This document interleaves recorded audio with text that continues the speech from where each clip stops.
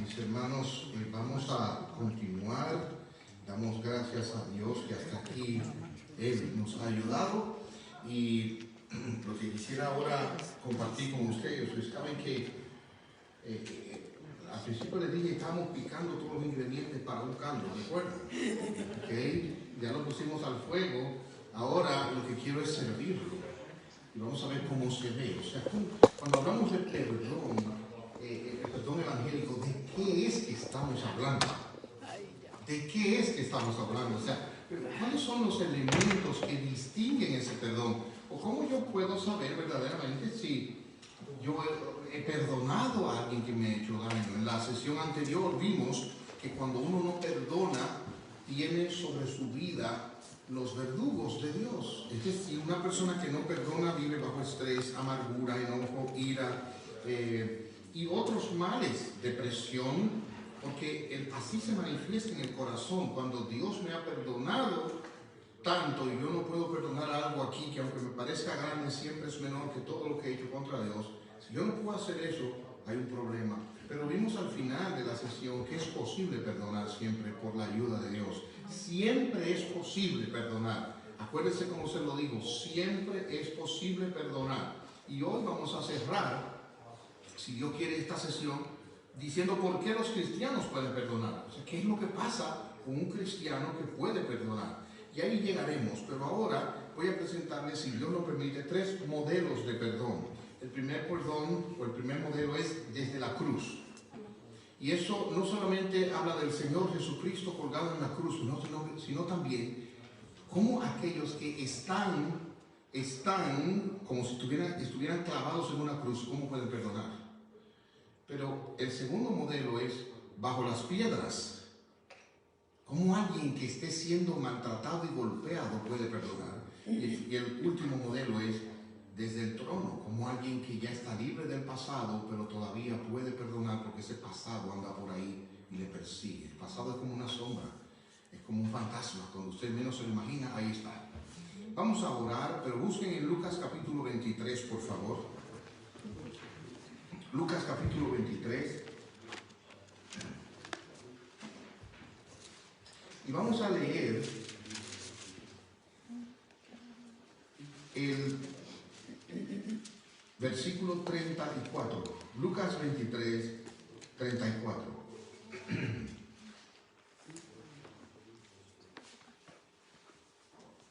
Dice aquí la palabra de Dios. Y Jesús decía, aquí ya está clavado en la cruz: Padre, perdónalos, porque no saben lo que hacen.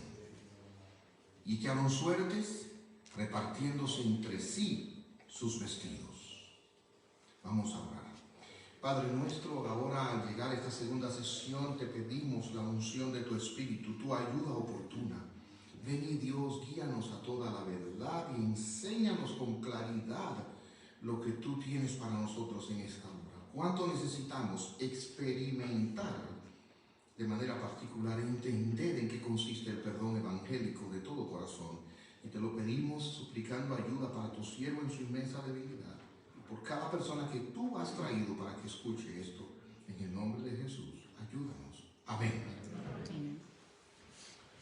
Las circunstancias muchas veces son un buen apoyo de excusa para lo que uno hace. Y es verdad que no se pueden menospreciar las circunstancias para juzgar los hechos. Si usted pasa por mi casa, nunca ha sucedido lo que le voy a contar, pero le estoy diciendo un ejemplo. Usted pasa por la ventana de mi casa y de repente ve que yo le doy a mi esposa una bofetada y dice, óyeme, pero qué perverso este hombre, pastor, y mira, golpeó a la esposa. Ahora, si usted viene y pregunta, dice, no, es que ella se había desmayado y yo le di para bueno, entonces ahí cambia inmediatamente todo, ¿ven? O sea, eso fue lo que pasó, le estaba salvando, no le estaba matando. Entonces, las circunstancias en que suceden las cosas son muy importantes, muy importantes. Y cuando uno va a hablar de amargura, de dolor, de daño, las circunstancias en que esas cosas se producen, hay que tomarlas en cuenta, ¿ok? Cuando ustedes ven, la Biblia nos presenta básicamente dos Adán. El primer Adán, que fue creado por Dios en el huerto del Edén con su esposa Eva, y el segundo Adán, que es Jesús. Y es interesante que el primer Adán fue tentado en ciertas circunstancias agradables. Era un jardín perfecto, donde había todo para comer, donde él estaba en una buena compañía. Y el segundo Adán fue tentado en el desierto, donde no tenía nada que comer, donde la compañía eran animales o bestias o cosas que podían dañarle. Y el primer Adán en estas condiciones cayó, pero el segundo Adán en estas condiciones no cayó. De manera que aunque las circunstancias influyen, no determinan. Acuérdese de eso. Yo no puedo basar lo que yo voy a hacer solamente por las circunstancias. Yo tengo que andar conforme a lo que yo entiendo que dice la palabra de Dios y actuar por principio y no por sentimiento. Un ejemplo de eso, una madre recién parida con una cesárea a las 2:30 de la madrugada, después de pasarte el día entero lactando y cargando y llevando y limpiando y cocinando al marido. Entonces a las 2:30 no se quiere despertar. Pero cuando el bebé llora, ella se tiene que despertar. En ese sentido, ella actúa por principio y no por sentimiento. Cuando hablamos de la obediencia a Dios, debe ser algo por principio y no por sentimiento. Habiendo dicho eso, ¿qué es perdonar? Es cancelar una deuda. Sencillamente, según el ejemplo que vimos, es una decisión. Es un acto de obediencia a Dios, un paso necesario para nuestra sanidad. Y en la última sesión vamos a estar hablando más de esto específicamente. Pero vamos a ver ahora 3 ejemplos en particular, en donde no importa las circunstancias, no importa lo que me hayan hecho, me estén haciendo o me harán, siempre el cristiano puede perdonar. Y yo necesito que usted entienda eso. No hay ninguna cosa que nos puedan hacer que no se pueda perdonar. No existe. Y eso lo podemos afirmar porque la Escritura nos lo enseña. Dios lo enseña. Y aquí 3 modelos. El primer modelo desde la cruz. Lo que acabamos de leer es el Señor Jesucristo colgado en la cruz desnudo. ¿Usted ha visto las pinturas que lo ponen con un pañito? Eso no era así. Él fue colgado desnudo, humillado, maltratado. Y en ese sentido, desde esa condición, él a su padre le dijo: Padre, perdónalos porque no saben lo que hacen. Y yo les pregunto, ¿ustedes creen que ellos sabían lo que estaban haciendo, sí o no? Claro que sí, pero ¿qué nos revela eso del perdón evangélico? Y yo voy a compartir con ustedes 5 elementos esenciales del perdón evangélico. 5. Recuerden que estamos haciendo un caldo. Entonces usted lo ve ahí, el caldo se lo han presentado. No lo ha probado todavía. Le da el olor. Y se ve riquísimo. Y usted, como buen hispano, dice: ¿y qué tiene? Entonces ahora le van a decir los 5 ingredientes que tiene el perdón evangélico. ¿Qué es lo que tiene? 5 cosas. La primera, y prepárense, porque aquí hay cosas que usted puede decir: ¿cómo? Yo se la voy a explicar. No me apedreen hasta que yo no termine de hablar. ¿Okay? Primero, Dios siempre está involucrado en el perdón evangélico, en el perdón de todo corazón. Dios. Ese perdón no existe fuera de Dios. Ese perdón no se puede dar sin tomar en cuenta a Dios, sin la ayuda de Dios, sin esperar en Dios. Ese perdón, óigalo bien, está basado en la relación y la buena comunión que se tenga con Dios. Óigame bien, el perdón que yo le doy a una persona no depende de lo que pasó entre esa persona y yo, depende de lo que pasa entre Dios y yo. Si esta relación está bien, esta estará bien. La cruz tenía 2 líneas, una vertical y una horizontal. La vertical sostenía la horizontal, como nuestra relación con Dios sostiene la relación humana entre los hombres. Si usted está bien con Dios, está bien con el prójimo. Ese es el principio. Déjenme ver un trago ahora porque... Habiendo dicho eso, ¿qué se toma en cuenta de Dios? La soberanía de Dios. La soberanía de Dios, que es mi doctrina favorita de la Escritura, establece que nada acontece sin la voluntad y el control de Dios. ¿Usted sabe lo que significa nada acontece? Oiga lo que dice la Biblia. Un pajarillo no cae a tierra sin la voluntad de Dios. La Biblia dice que todos nuestros cabellos están contados. En el caso mío es fácil contar. Pero hay personas que no es fácil contarles los cabellos. Tienen muchos, pero todos están contados. Dios los conoce. Nada acontece en tu vida sin que Dios lo haya ordenado para su gloria y para tu bien. Pero nada significa nada. Además de esto, la consideración de Dios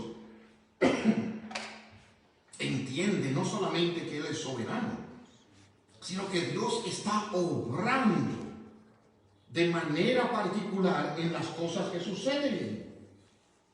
En teología hay dos palabras: la trascendencia de Dios, Él es por encima de todo, y la inmanencia de Dios, Él está presente. Nosotros no creemos en un Dios que creó el universo y se desentendió y se puso a dormir por allá, como le decía Elías a aquellos profetas. Clamen duro, a lo mejor sus dioses están durmiendo. No, Dios está involucrado. Ahora, usted me dirá, pastor, pero yo no puedo comprender cómo Dios tiene que ver con una persona como yo, que soy una niña, un niño, y lo que me pasó. ¿Cómo Dios está involucrado en esto? ¿Cómo Dios, que está ocupado del universo, puede ocuparse de mí? Yo no lo entiendo. Y yo le voy a dar mi respuesta favorita. Yo tampoco. Pero eso no significa que no sea verdad. Usted coge un aparatito por ahí que le llaman teléfono inteligente. Óigame bien. Y usted lo toma en su mano, como ese, y hace así, mire, oiga. Y ve a su pariente allá en la loma. Y dice, ¿cómo está fulano? Sí, mira los mangos, mira la fruta, está una igualita. ¿Cómo sucede eso? Yo no sé. Si usted sabe, hermano, usted es ingeniero de eso, a lo mejor. Pero yo no sé cómo sucede eso. Pero eso no significa que eso no sea verdad.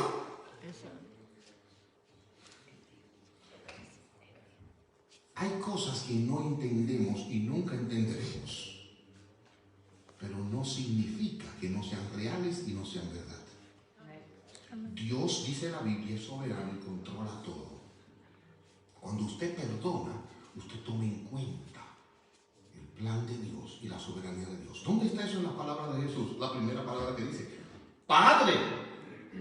El que perdona toma en cuenta a Dios. Usted no puede separar a Dios de lo que pasó. Pastor, pero yo no entiendo el sufrimiento. Yo tampoco, pero la cruz nos dice que Dios envió a su único hijo a morir en la cruz por su enemigo, que somos nosotros. ¿Usted entiende eso? No. ¿Usted haría eso? No. Pero Dios no es como nosotros. En segundo lugar, segundo ingrediente, el perdón evangélico y de todo corazón, oiga bien esto que le voy a decir, toma en cuenta el mal que le han hecho y aún así perdona de todo corazón. Alguien ha dicho, perdonar es olvidar. Mentira. El que olvida tiene un problema en la mente. ¿Usted sabía eso? Usted no se puede olvidar de las cosas que le han hecho.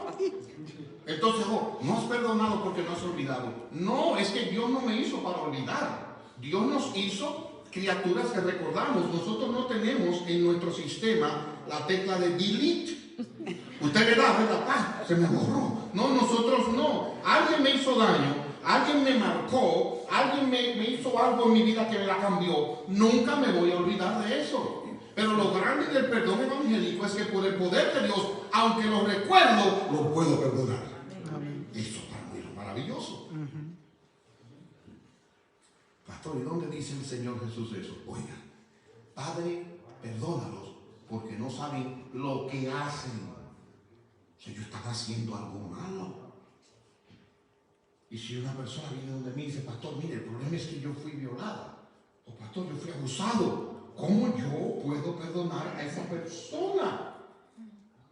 ¿Acaso lo que hizo está bien? No, está muy mal. Pero por encima de eso lo podemos perdonar para que tú seas libre de la esclavitud que te tiene atado y atada. Por eso decía, sin la ayuda de Dios, sin tomar en cuenta a Dios, esto no es posible. El perdón, oiga ahora, no depende de no recordar, no depende de olvidar, sino depende de Dios, que nos da una gracia para, aún recordarlo, perdonar a la persona. El tercer elemento es este. Debemos notar que el corazón evangélico, oiga, concede el perdón antes de que la persona se lo pida. ¿Cómo va a ser, pastor? Sí, porque es un problema de mi corazón. El Señor dice, Padre, perdónalos porque no saben lo que hacen. ¿Quién le había pedido perdón a él hasta ese momento? Nadie. Pero si alguien me ha hecho un daño, yo no estoy en la posición por mi propio bienestar de decir, no, cuando me pida perdón, yo lo perdono, pero pídame. Te perdono.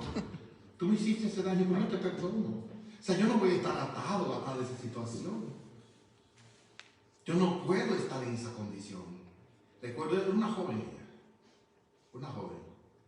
y fue abusada. Y ella fue donde esa persona pidió ayuda, fue compañía de alguien y le dijo, mire, yo vengo a decirle que yo lo perdono. Y él insistía en que ella fue culpable de que él la abusara, porque así son los abusadores. Y en ese contexto, ella sencillamente dijo, yo vengo a perdonarle y en este día decirle que usted quizás, ¿verdad? Quizás, no se va a olvidar de mí, pero yo sí, a partir de este momento soy libre de eso que pasó porque le doy el perdón. Entonces, da el perdón antes de que se lo pidan. En cuarto lugar, el perdón evangélico y el corazón perdonador, ahora oigan, porque la cosa se va complicando, argumenta a favor del ofensor delante de Dios. Eso es duro. Me hizo daño. ¿Y cuál es la oración? Oh, un salmo deprecatorio. ¿Recuerdan cuáles son los salmos deprecatorios? ¿No se acuerdan? Bueno, son los salmos de donde no hacen tarjetas que usted compre en Walmart. No existe. Porque esos salmos lo que dice, Señor, que para y se le muera el bebé. Señor, que su mamá fallezca. Señor, que le estrellen sus hijos contra la piedra. Esos salmos deprecatorios. Alguien me dice, pastor, ¿cómo usted lo explica? Yo se lo voy a decir a mí. Porque la Biblia nos enseña las virtudes y las faltas de esos hombres. Yo creo que ese es el corazón de esos hombres mal. Porque Dios no nos manda a orar así. Pero se ve que un verdadero creyente en un momento quiere desearle eso al otro. Fulano se va de viaje, me ha hecho daño. Ojalá y se caiga ese avión. Porque es el corazón nuestro. O le pase eso para que aprenda. El corazón que ha conocido la gracia de Dios para perdonar, oiga lo que hacen mis hermanos, argumente en favor de ellos. Oiga Jesús, colgado. Padre, perdónalos porque no saben lo que hacen. Ellos sabían, claro, ellos estaban cumpliendo el sistema de pena capital romana, pero ellos no entendían la trascendencia de lo que hacían, que al clavar al justo que nunca había pecado, al que obedeció toda la ley de Dios, estaban sacrificando el Cordero de Dios que quita el pecado del mundo. Aquí nadie trajo chivo ni cordero para ser sacrificado en este retiro, porque un solo sacrificio nos limpia de todos nuestros pecados, Jesucristo derramando su sangre en la cruz. Amén. Vivió una vida perfecta para ponerle en mi cuenta lo que yo no pudo hacer, Él lo hizo por mí. Y murió como un pecador, como un criminal, pagando el castigo que yo merecía. En ese sentido, ellos no entendían lo que estaban haciendo. El Señor dijo, perdónalos porque no saben lo que hacen. No, pastor, pero ¿cómo yo puedo ver eso? Porque el abusador en mi vida que me hizo daño no es el Cordero de Dios. Oiga bien, Pero esa persona no sabe que cuando hizo lo que hizo, estaba en el plan de Dios para hacerle la persona que usted es hoy. Esa persona no sabe que cuando hizo lo que hizo, Dios ha usado eso de una manera muy especial para amar más al Señor Jesucristo, y cuántas cosas más Dios puede haber hecho como bien en su propia vida. En quinto y último lugar, ese perdón evangélico no solamente, déjeme repasarle, en primer lugar, no solamente toma en cuenta a Dios, no solamente toma en cuenta el daño que le hicieron, pero a pesar de eso lo perdona, no solamente pide perdón sin que el otro pida perdón, no solamente argumenta en su favor, y esto es lo último, para mí, le hace bien a la parte ofensora. Eso fue lo que hizo la mujer en la ilustración anterior. El marido la traicionó, pero ella le hacía bien, y este hombre no lo podía entender. El Señor Jesucristo le dijo: perdónalos porque no saben lo que hacen. Y ustedes saben que de ahí algunos vinieron a la fe. El primer modelo, el modelo de perdón que vemos es de uno colgado en la cruz. Y si usted en su vida ha quedado clavado en una cruz por algo que le han hecho, puede perdonar como Jesús perdonó desde la misma cruz. En segundo lugar, un modelo bajo las piedras. Cuando yo era muchacho, como pueden imaginarse, aunque yo no lo parezca, hace mucho de eso, pero cuando yo era muchacho, sufrí mucho. Yo no tenía hermano mayor. Y algunos del vecindario donde yo vivía me maltrataron al grado tal que daban piedras y me partían la cabeza varias veces. Y yo recuerdo el impacto de una piedra en mi cabeza. Eso suena un gran estruendo, ¡boom! Y después la sangre. Ahora imagínense cómo murió Esteban. Le estaban dando pedradas en la cabeza hasta quitarle la vida. ¿Alguna vez usted ha visto eso? Una vez yo cometí el error de ver uno de esos en un video. La persona era una mujer. La tenían hasta aquí cubierta de tierra y a la cabeza le tiraban piedras hasta quitarle la vida. Así murió Esteban. Busquen en sus Biblias Hechos capítulo 7, por favor. Este es el segundo modelo, Hechos capítulo 7. Y saben que yo puse este modelo aquí intencionalmente porque alguien puede decir: bueno, ese que pidió perdón desde la cruz era el Hijo de Dios, el Señor Jesús. Claro que sí, porque Él es perfecto. No. Esteban era igual que usted y que yo. Y miren cómo actuó Esteban. Hechos capítulo 7, del 54 al 60, dice así: Él ha predicado, Él ha presentado la redención, y estos hombres estaban enfurecidos contra Él. Y dice el versículo 54, escuchando estas cosas, se enfurecían en sus corazones y crujían los dientes contra Él. Hermanos, paren un minuto. Ustedes están entendiendo mientras ellos hacen esto, lo que es enfurecerse en su corazón y crujir los dientes contra Él. ¿Usted ha visto cómo los perros muestran su disgusto? Bueno, no se lo voy a poner tan difícil. ¿Usted ha visto a alguien cerca de su vida que le hace así a veces? Bueno, esto era lo que ellos estaban haciendo contra Esteban. Y el único delito de Esteban era que predicaba. No había hecho nada malo. Crujían los dientes contra él. Pero Esteban, versículo 55, lleno del Espíritu Santo y puestos los ojos en el cielo, vio la gloria de Dios y a Jesús que estaba de pie a la diestra de Dios. ¿Qué visión le dio Dios en ese momento de tormento? Y yo creo, hermano, que aquellos que sufren, Dios se les muestra de una manera muy especial que el que está al lado no lo ve. Dice aquí: entonces dijo, versículo 56, he aquí veo los cielos abiertos y al Hijo del Hombre de pie a la diestra de Dios. Entonces gritaron a gran voz y se taparon los oídos. ¿Saben lo que eso significa? Que mientras él predicaba, veo aquí a Dios, veo al Señor, en lugar de decir wow, no le hicieron para no oír lo que estaba diciendo. Era tal el odio que así actuaron. Y si usted tiene una persona alrededor suya que le hace eso, ya usted sabe lo que está pasando en su corazón. Entonces, dice aquí, se precipitaron a una contra él. Versículo 58, le echaron fuera de la ciudad, porque dentro de la ciudad no podían. Ahí estaba lo inmundo, un hombre que había sido escogido por su integridad, como un perro sarnoso. Le echaron fuera de la ciudad y le apedrearon. Es decir, le entraron a pedradas con la intención de matarlo, y ya él sabía que lo iban a matar. Versículo 59. Y apedreaban a Esteban mientras él invocaba diciendo: Señor Jesús, recibe mi espíritu.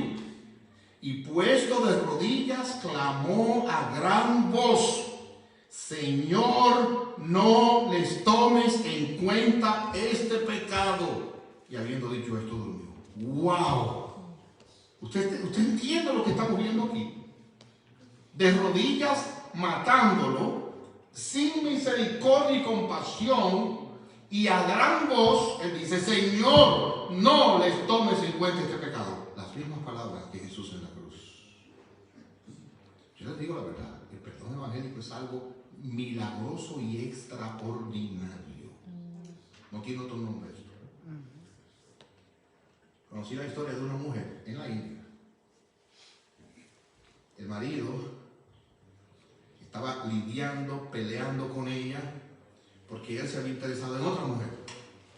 Y en ese conflicto, ella obviamente le reclamó, y un día se iba a producir una separación y ella se iba. Y él tomó un líquido, que en ese momento así le llamaban, no sé si es universal, no sé, el líquido del diablo, y se lo echó en el rostro y le desfiguró el rostro para que ningún hombre la amara jamás. Esa mujer conoció a Dios.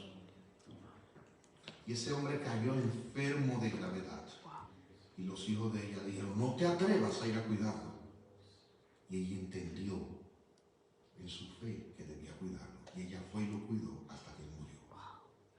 ¿Quién puede hacer eso? Una persona que conoce a Dios y es Salvador, que murió crucificado. Amén. Solamente, fuera de ahí, esto es imposible. Esto es así, es sencillo. Si usted no conoce el poder transformador de Dios, nunca va a poder perdonar. Amén. Y va a vivir esclavo de esos verdugos y tormentos de su vida. Es interesante. El nombre Esteban significa corona. Este hombre fue un ejemplo extraordinario. Él fue escogido por su piedad. En Hechos capítulo 6 dice: hermanos, escojan entre ustedes 7 hombres de bien buena reputación. Esteban era un hombre de buena reputación, llenos del Espíritu Santo, así era, de sabiduría, así era, a quienes podamos encargar esta obra. Y nosotros nos encargaremos de la oración, el ministerio de la palabra. Y escogieron a Esteban, el primero de la lista, o sea, un hombre distinguido por su piedad. Ese era Esteban. Era un hombre lleno de poder y de gracia, dice Hechos 6:8. Hacía grandes prodigios y señales entre el pueblo.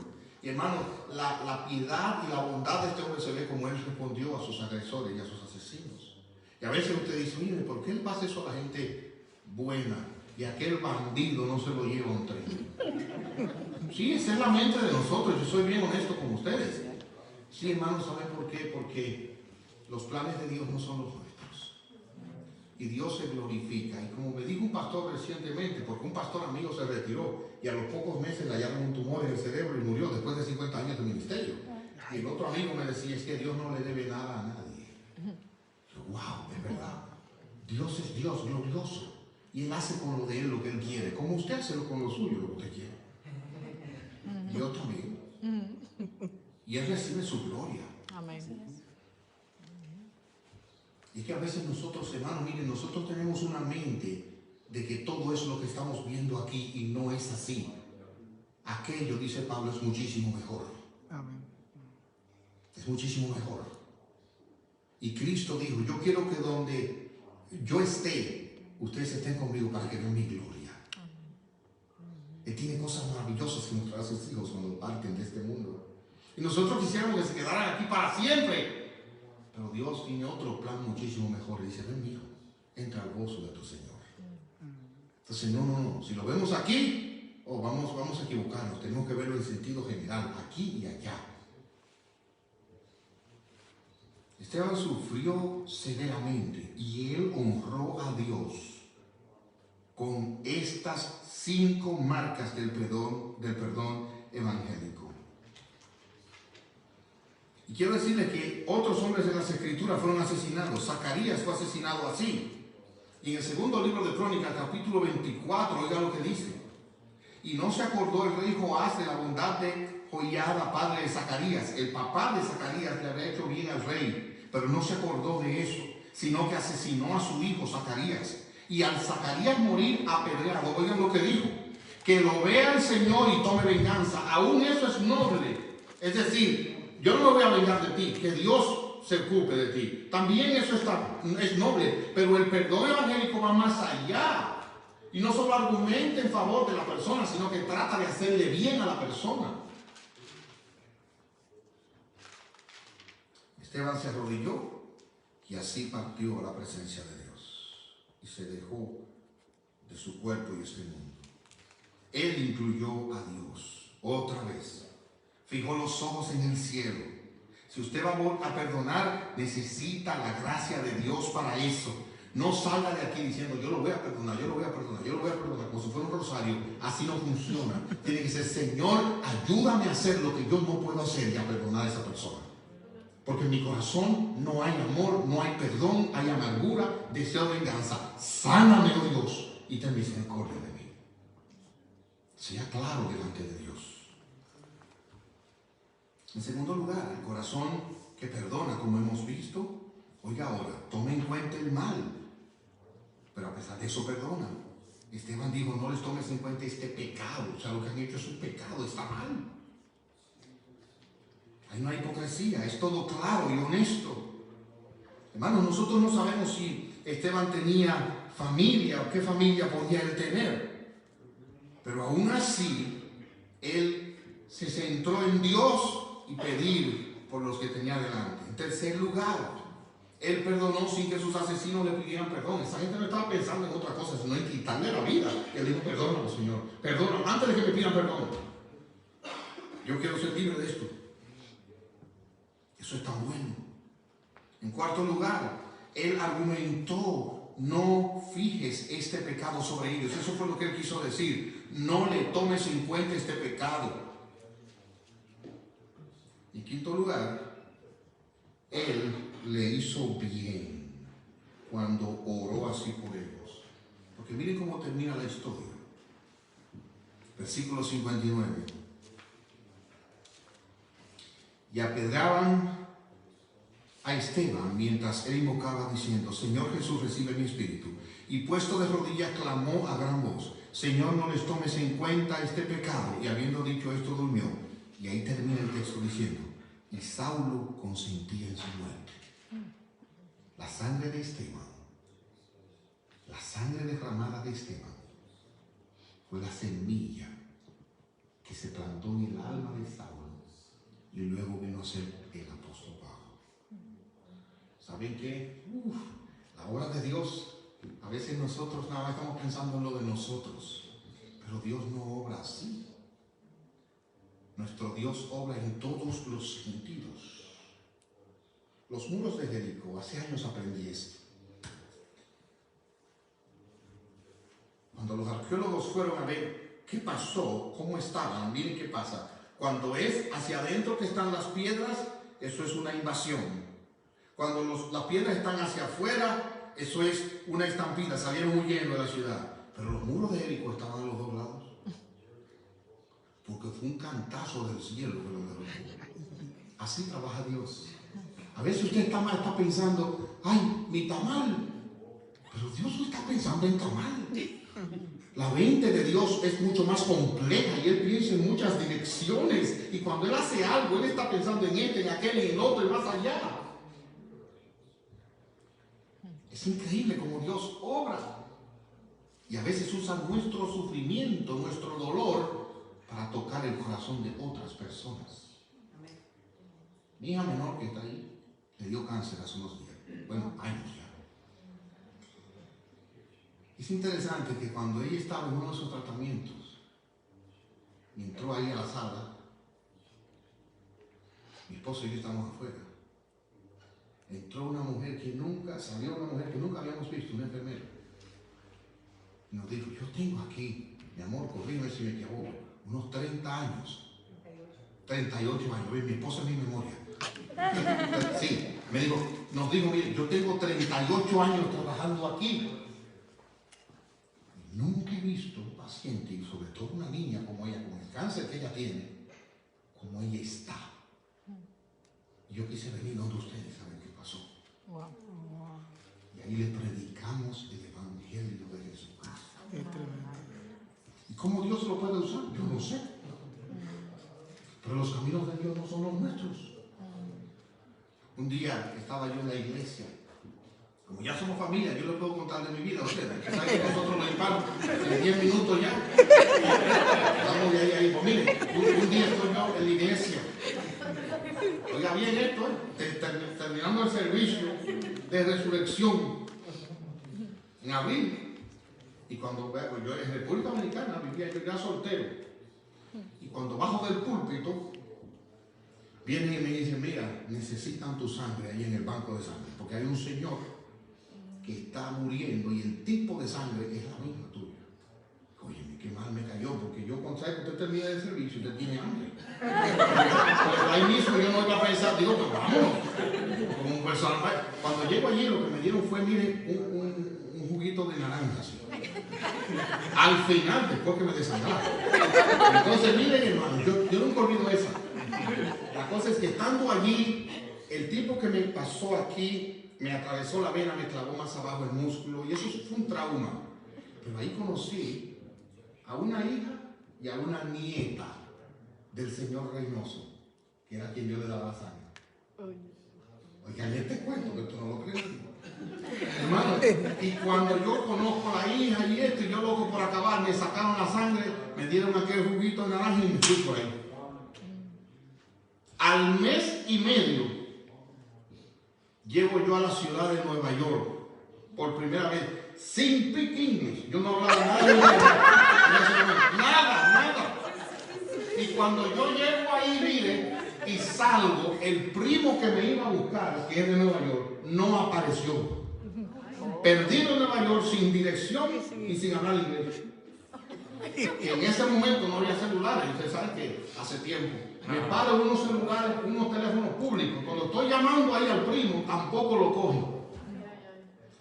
Pero al lado hay una señora marcando. Y yo le digo a ella,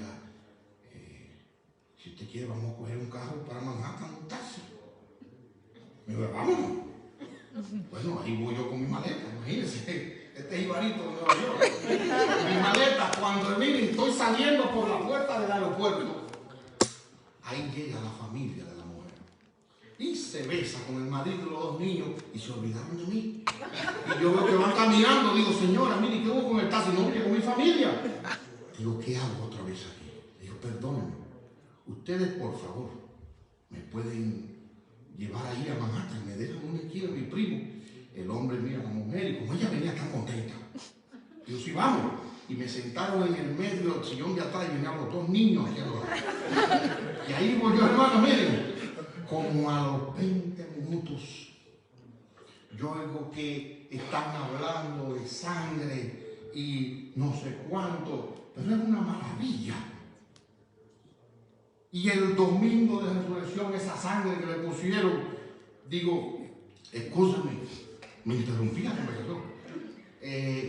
Fue por casualidad. Y dice, no me hicieron caso. No, imagínense. Al rato ella dice, pero la verdad es que ya teníamos la caja, todo preparado, pero después de esa sangre, digo, escúcheme, otra vez interrumpí. Mire, usted por casualidad, porque yo el domingo de resurrección le di una sangre a un señor Reynoso y el hombre paró el carro. Era el papá de ella, que se había sanado después de esa sangre que le dieron de este hombre.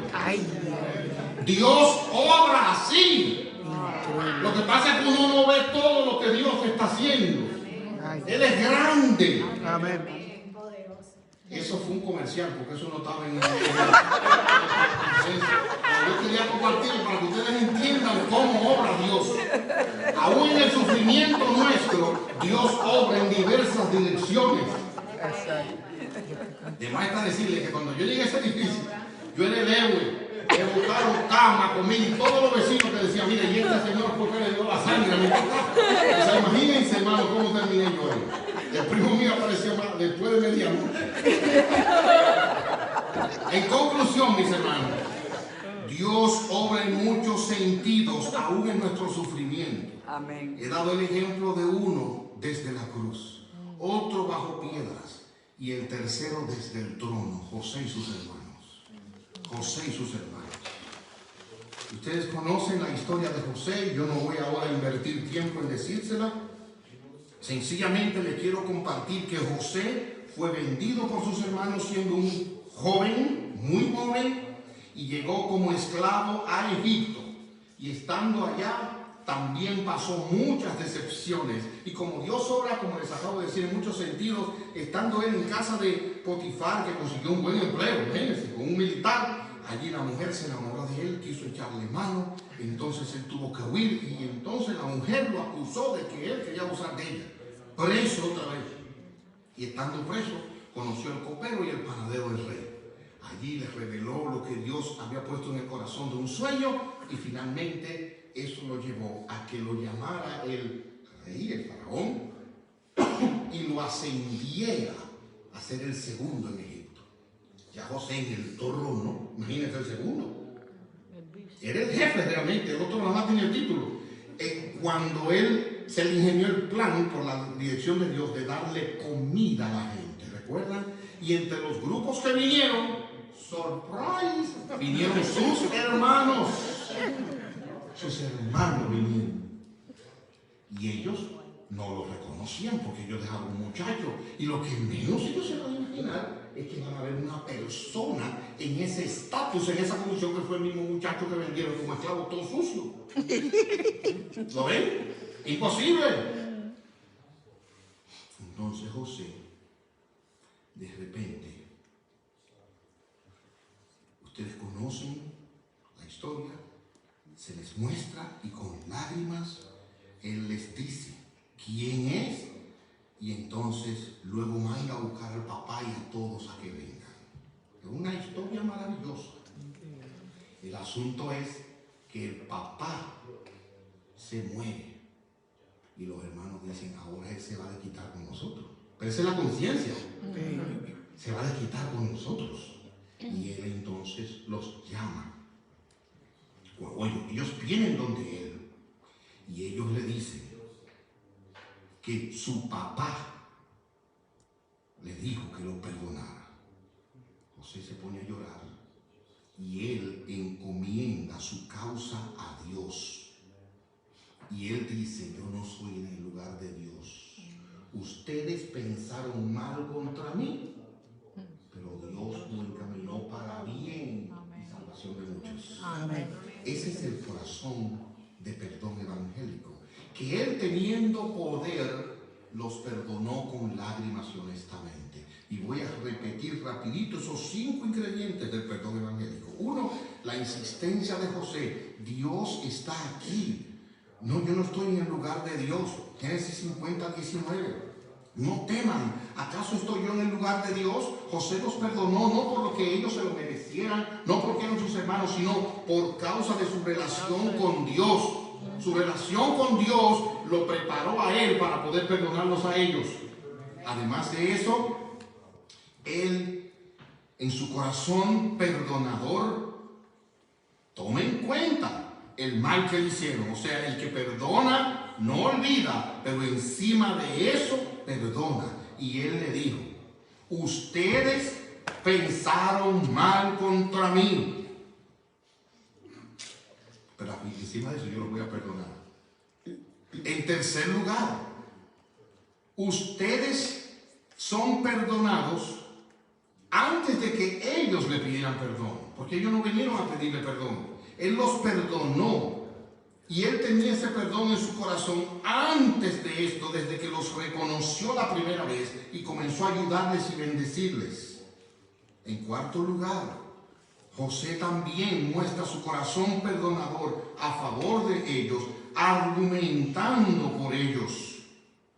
Él los defendió y finalmente él les hizo bien, incluyéndolos en el beneficio de su posición. Vamos a algunas palabras de aplicación.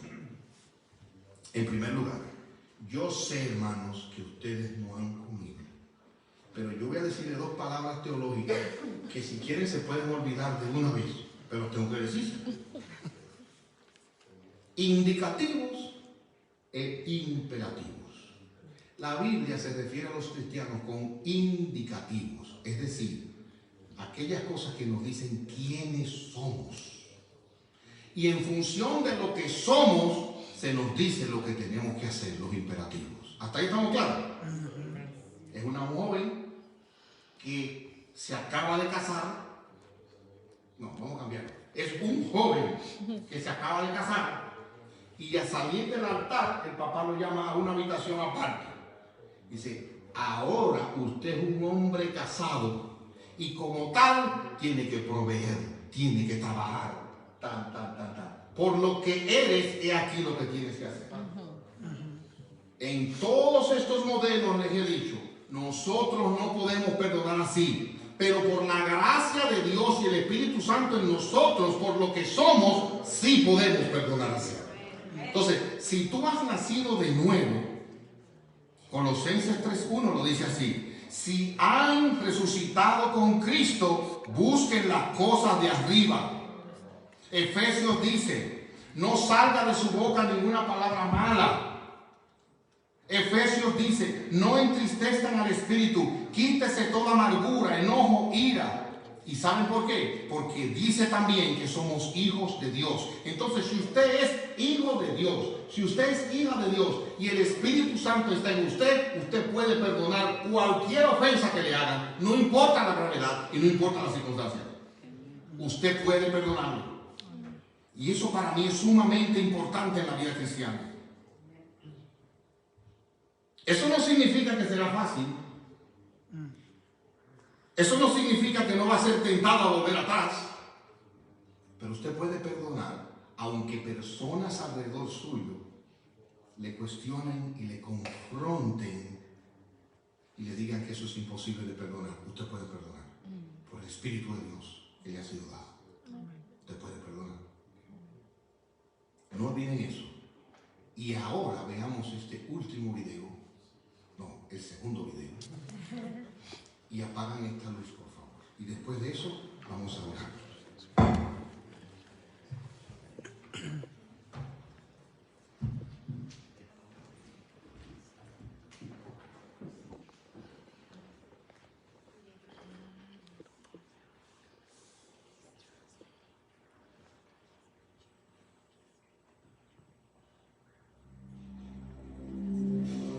On November 5th, 2003, all doubt of Ridgway's guilt was erased. He pleaded guilty to the murders of 48 women. He made a deal to cooperate with the prosecution to provide more information on his victims and the whereabouts of their remains. In doing so, he avoided a trial and possible death penalty. Mr. Ridgway, how do you plead to the charge of aggravated murder in the first degree as charged in count 1 for the death of Wendy Lee Caulfield? Guilty. How do you plead to the charge of aggravated murder in the first degree as charged in count 2? Guilty. Guilty. Guilty. It's like he didn't have any remorse at all for what he had done. You know, he killed so many people, he didn't remember who they were, what they looked like. I just couldn't believe that somebody could kill all those people and not remember them. Neither could the angry relatives of his victims, who were invited to speak in court when Ridgway was sentenced to life without parole on December 18, 2003. You had said your memory, when it comes to all of the women you took, was gone. Our memory is not. In your words, you said that they didn't mean anything to you, but she meant everything to us. She was a mother, she was a wife, she was a sister, and we miss her. Gary Ridgway sat there stone-faced as victims' relatives damned him and mocked him. He's an animal. I wish for him to have a long, suffering, cruel death. He's gonna go to hell and that's where he belongs. But then the emotionless facade finally cracked when the father of one of his victims appeared to surprise him with a dose of human kindness. Mr. Ridgway, there are people here that hate you. I'm not one of them. You've made it difficult to live up to what I believe, and it is what God says to do, and that's to forgive. You are forgiven, sir. Wow.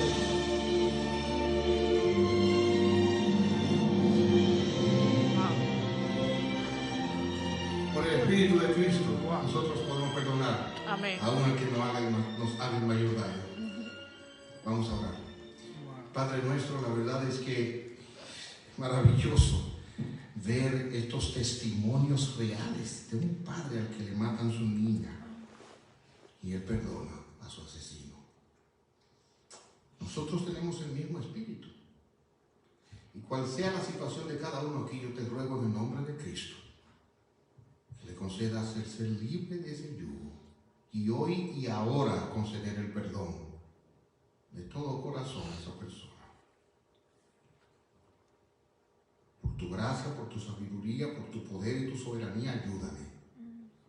Nunca se va a olvidar de lo que le hicieron, pero puede perdonar. Que pueda orar por esa persona y darle el perdón antes de que se lo pidan. Y argumentar delante de ti, Señor, perdónalo, perdónalo. Te ruego que lo perdones. Tú me has perdonado más a mí. Perdona a esa persona, oh Dios. Oh Dios, te necesitamos mucho para eso. Te lo rogamos en el nombre de Jesucristo.